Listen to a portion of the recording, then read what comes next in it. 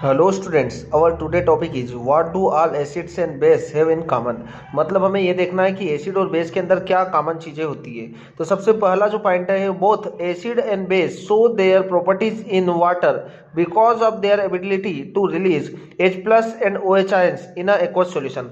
कहने का मतलब ये है कि कोई भी एसिड क्या रहेगा जो सॉलिड स्टेट में क्या करेगा, अपनी प्रॉपर्टी को शो नहीं करेगा। एसिड यदि आपके पास क्या है, सॉलिड पाउडर फॉर्म में है ना। और कोई भी बेस किस फॉर्म में होगा, सॉलिड फॉर्म में होगा, तो वो अपनी प्रॉपर्टी को शो नहीं करेगा। हम इसको नहीं पता लगा पाएंगे सॉलिड स्टेट में कि ये एसिड है या फिर ये बेस है ना। तो आपको क्या करना पड़ेगा, उस सब्सटेंस को वाटर के अंदर क्या करना पड़ेगा, डिजोल्व करना पड़ेगा। यदि वाटर के अंदर डिजोल्व किया हमने किसी भी सब्सटेंस को, ये सब्सटेंस है, इस सब्सटेंस को आपने वाटर के अंदर क्या किया, डिजोल्व किया। और वाटर में डिजोल्व किया और यदि ये क्या प्रोड्यूस कर रहा है, H प्लस प्रोड्यूस कर रहा है, तो हम इसको क्या बोलेंगे, एसिड है। और यदि ये सब्सटेंस हमने वाटर के अंदर ऐड किया और क्या प्रोड्यूस कर रहा है, OH माइनस आयंस प्रोड्यूस कर रहा है, तो क्या होगा, ये बेस होगा, है ना। तो आप किसी भी सब्सटेंस को क्या करेंगे, पहले एक्वस सॉल्यूशन के अंदर डिसोल्व करेंगे और यदि वो H प्लस आयंस को प्रोड्यूस करेगा तो एसिड होगा, और यदि OH आयंस या हाइड्रोक्साइड आयन को प्रोड्यूस करेगा तो बेस होगा, है ना।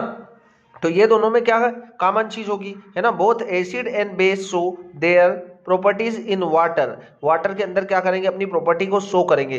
There ability to release H plus, यदि एसिड है तो क्या प्रोड्यूस करेगा, एसिड जो रहेगा वो H प्लस आयंस को प्रोड्यूस करेगा, और बेस जो रहेगा वो क्या प्रोड्यूस करेगा, OH आयंस को प्रोड्यूस करेगा, है ना। हाइड्रोजन आयन और हाइड्रोक्साइड आयन को प्रोड्यूस करेगा।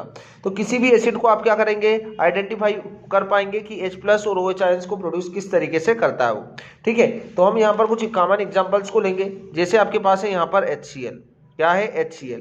अब आपने इस HCl को किस में डिजोल्व किया, वाटर के अंदर डिजोल्व किया, तो क्या प्रोड्यूस करेगा, ये H प्लस आयंस को प्रोड्यूस करेगा। क्या प्रोड्यूस करेगा, H प्लस आयंस, और Cl माइनस, है ना, किस में प्रोड्यूस कर रहा है, एक्वस सॉल्यूशन में प्रोड्यूस करता है। किस में प्रोड्यूस कर रहा है, एक्वस सॉल्यूशन में। H प्लस प्रोड्यूस कर रहा है और Cl माइनस। अब जो ये H प्लस आयंस प्रोड्यूस कर रहा है, ये H प्लस जो रहेगा वो कभी भी फ्री स्टेट में नहीं रह सकता है। फ्री स्टेट में क्या होगा, एग्जिस्ट नहीं कर पाएगा, फ्री स्टेट में एग्जिस्ट नहीं करेगा। तो ये जो H प्लस होगा वो H प्लस क्या करेगा, वाटर से रिएक्ट करके किसके साथ रिएक्ट कर लेगा, वाटर के साथ रिएक्ट कर लेगा और हाइड्रोनियम आयन को फॉर्म करेगा। किसको फॉर्म करेगा, H3O प्लस को। इसको हम क्या बोलते हैं, हाइड्रोनियम आयन, हाइड्रोनियम आयन। तो क्या प्रोड्यूस कर रहा है, हाइड्रोनियम, है ना। एसिड क्या प्रोड्यूस कर रहा है, H प्लस, और बेस क्या प्रोड्यूस करेगा, OH आयंस को प्रोड्यूस करेगा। तो हमने यहाँ पर HCl लिया, उस HCl को क्या किया, वाटर के अंदर डिसोल्व किया, एक्वस सॉल्यूशन, तो क्या प्रोड्यूस कर रहा है, H प्लस। और H प्लस जो रहेगा वो फ्री स्टेट में नहीं रहेगा। H प्लस फ्री स्टेट में क्यों नहीं रहेगा, क्योंकि आपको पता है H के आउटर सेल में कितना इलेक्ट्रॉन्स होता है, 1 इलेक्ट्रॉन्स होता है। अब ये 1 इलेक्ट्रॉन्स को भी लॉस कर देगा, तभी इसके ऊपर क्या जनरेट होगा, H प्लस चार्ज जनरेट होगा। और H प्लस होगा मतलब इसके पास कोई इलेक्ट्रॉन ही नहीं है, और इलेक्ट्रॉन नहीं रहेगा तो इसका न्यूक्लियस जो रहेगा वो क्या हो जाएगा, अनस्टेबल हो जाएगा। और अनस्टेबल हो जाएगा तो क्या करेगा, ये फ्री स्टेट में प्रेजेंट नहीं रहेगा और H2O के साथ रिएक्ट करके हाइड्रोनियम आयन को फॉर्म करेगा, है ना। फिर हम क्या करेंगे, किसी बेस को डिसोल्व करेंगे। अब बेस यदि क्या होगा, ये तो हमारे पास था एसिड, और अगला जो होगा हमारे पास बेस। अब इस बेस को आप डिसोल्व करेंगे, जैसे हमने लिया यहाँ पर NaOH को हम डिसोल्व करेंगे तो क्या प्रोड्यूस करेगा, Na plus plus OH minus, ठीक है। तो यहाँ पर ये क्या है, हाइड्रोक्साइड आयन, क्या बोलते हैं इसको अपन, hydroxide ion, hydroxide ion produce करेगा। तो है ना, एसिड क्या प्रोड्यूस कर रहा है, H प्लस, और बेस जो रहेगा वो OH आयंस को प्रोड्यूस करेगा, ठीक है। तो ये एक कॉमन प्रॉपर्टी होगी दोनों में, है ना। अब दूसरा जो पॉइंट है हमारे पास, aqueous solution of both acid and base are conductor of electricity. Acid क्या प्रोड्यूस कर रहा है, तो हमने अभी ऊपर ही एक्टिविटी में देखा कि एसिड क्या प्रोड्यूस कर रहा है, H प्लस आयंस। क्या प्रोड्यूस करता है, H प्लस आयंस। और बेस क्या प्रोड्यूस कर रहा है, तो बेस जो प्रोड्यूस करता है OH माइनस आयंस को प्रोड्यूस करता है। अब H प्लस और OH आयंस को प्रोड्यूस करेंगे तो यहाँ पर क्या है, आयंस, दोनों में क्या है, आयंस है ना। एक पॉजिटिव आयंस है और दूसरा नेगेटिव आयंस है। और आयंस क्या करेंगे, ions is the responsible for the conduction of electricity. तो हम यहाँ पर लिख सकते हैं कि responsible for conduction of electricity, ये इलेक्ट्रिसिटी के कंडक्शन के लिए रिस्पॉन्सिबल होंगे, क्योंकि एसिड और बेस दोनों ही क्या प्रोड्यूस कर रहे हैं, आयंस प्रोड्यूस कर रहे हैं। तो जब हम क्या करेंगे, aqueous solution of both acid है ना, इनको यदि वाटर के अंदर डिसोल्व करेंगे किसी भी एसिड को, तो वहां पर आयंस होंगे और आयंस जो रहेंगे वो इलेक्ट्रिसिटी को कंडक्ट करेंगे। यहाँ पर हम एक एक्टिविटी के थ्रू समझ सकते हैं। मैं यहाँ पर आपको एक एग्जाम्पल के थ्रू एक्सप्लेन करूंगा। यहाँ पर ये रहा हमारे पास एक एग्जाम्पल। अब देखो, ये हमने लिया यहाँ पर एक सॉल्यूशन है ना, हमने एक बीकर लिया, उस बीकर के अंदर क्या लिया, एक कॉर्क लगाया, उस कॉर्क के अंदर 2 कील्स को या 2 नेल्स को लगाया। किसको लगाया, यहाँ पर नेल्स है ना, आयरन की होती है, काय से बनी होती है, आपने कीलें तो देखी है, तो ये काय से बनी होती है, आयरन से, आयरन से। और यहाँ पर क्या लिया आपने, डाइल्यूट HCl। यहाँ पर जो सॉल्यूशन था वो किसका था, डाइल्यूट HCl। HCl मतलब क्या है, हाइड्रोक्लोरिक एसिड। अब आपने ऊपर जो बैटरी लगाया है ना, 6 वोल्ट का बैटरी लगाया, और यहाँ पर लगाया बल्ब, और यहाँ पर है स्विच। जब आप इससे क्या कर रहे, स्विच को ऑन किया, तो यहाँ से बल्ब क्या हो रहा था, ग्लो हो रहा था। किस केस में ग्लो हो रहा था, तो जब आपने एसिड लिया, एसिड क्या हमारे पास HCl, उस HCl लिया आपने, तो क्या प्रोड्यूस हो रहा था, यहाँ से बल्ब जो होगा वो ग्लो होगा। कैसा होगा, यहाँ से बल्ब ग्लो हो रहा, किसके केस में, एसिड के केस में। फिर आपने यहाँ पर क्या किया, इस सॉल्यूशन को चेंज किया। सॉल्यूशन को जब चेंज कर देंगे और यहाँ पर ले लेंगे हम क्या, बेस, ये जो सॉल्यूशन यहाँ पर फिल कर देंगे हम बेस, तो बेस ले लेंगे हम, जैसे NaOH, सोडियम हाइड्रोक्साइड, तो बेस लेंगे हम, तो भी उस केस में भी क्या होगा, बल्ब क्या होगा, ग्लो होगा, बल्ब ग्लो हो रहा है। क्योंकि यहाँ पर क्या प्रोड्यूस हो रहा है, H+ आयंस प्रोड्यूस होगा एसिड के केस में, और बेस के केस में क्या प्रोड्यूस हो रहा है, OH आयंस प्रोड्यूस हो रहा है। तो दोनों ही केस में आयंस बन रहा है, और आयंस की वजह से क्या होगा, इलेक्ट्रिसिटी को कंडक्ट करेगा। फिर हमने यहाँ पर क्या किया, इस सॉल्यूशन को चेंज कर दिया, और अब हमने ले लिया ग्लूकोज। क्या लिया, ग्लूकोज। ग्लूकोज का फार्मूला होता है C6H12O6 है ना। ग्लूकोज लिया हमने, ग्लूकोज रहेगा तो क्या होगा, बल्ब जो रहेगा वो ग्लो नहीं रहेगा, है ना। तो बल्ब क्या रहेगा, यहाँ पर बल्ब डू नॉट ग्लो। क्यों नहीं होगा, क्योंकि यहाँ पर आयंस, यहाँ पर लिख देता हूं मैं, आयंस जो रहेंगे वो प्रोड्यूस नहीं होंगे। जहां पर आयंस नहीं बनेंगे वहां पर बल्ब या इलेक्ट्रिसिटी कंडक्ट नहीं होगा, और इलेक्ट्रिसिटी कंडक्ट नहीं होगा तो बल्ब तो ग्लो होने का चांस ही नहीं है ना।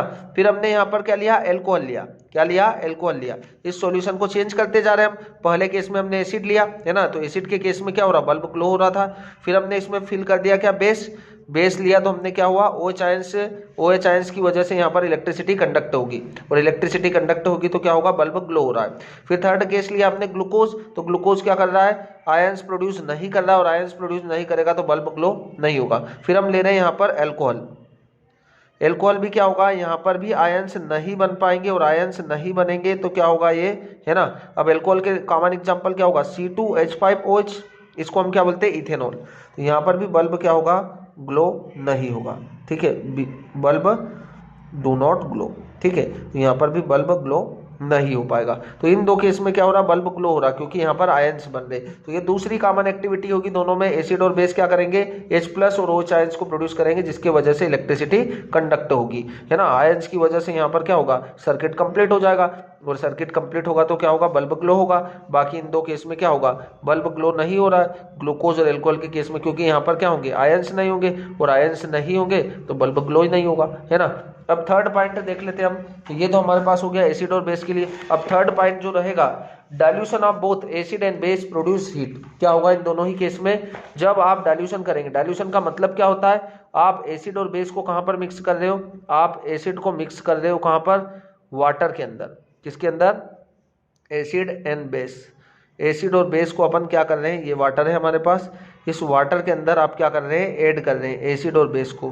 तो यहाँ से क्या होगा, हीट रिलीज होगी। क्या होगी, हीट रिलीज होगी, और हीट रिलीज होगी तो हम उसको बोलेंगे एक्सोथर्मिक। कैसा होगा, एक्सोथर्मिक, है ना। आपने पढ़ा है चैप्टर फर्स्ट में कि जहाँ पर क्या होगा, जहाँ पर हीट रिलीज होगी जिस भी रिएक्शन में, वो रिएक्शंस क्या होती है, एक्सोथर्मिक प्रोसेस होती है। तो जब भी आप एसिड और बेस का डाइल्यूशन करेंगे, डाइल्यूशन करना मतलब क्या करना, उसको पानी में मिक्स करना। तो यहाँ पर से क्या हो जाएगा, हीट रिलीज होगी, और बीकर को जब टच करेंगे हम, इस बीकर को टच करेंगे तो क्या होगा, ये थोड़ा सा हॉट हो जाएगा, और हॉट हो जाएगा तो हमको पता लगेगा कि यहाँ पर क्या हो रहा है, हीट रिलीज हो रहा है। तो हम बोल सकते हैं एक्सोथर्मिक प्रोसेस होगा, है ना। अब देखो प्रोसेस ऑफ डाइल्यूशन क्या होता है, बहुत बार एग्जाम में हमसे पूछा जाता है, प्रोसेस ऑफ डाइल्यूशन। डाइल्यूशन का प्रोसेस क्या होता है। सबसे पहले देखो, आप एसिड को ऐड कर रहे हो किसमें, वाटर के अंदर। किसमें ऐड कर रहे हो, वाटर के अंदर। ये हमारे पास है वाटर। तो एसिड को आप वाटर में ऐड कर रहे हो। और दूसरा केस ले लेते हैं हम, वाटर को ऐड कर रहे हैं हम किसके अंदर, वाटर को ऐड कर रहे हैं हम एसिड के अंदर। क्या दोनों ही केस सही है ना? हम एसिड को वाटर में ऐड करें या वाटर को एसिड में ऐड करें, दोनों ही प्रोसेस सही नहीं है।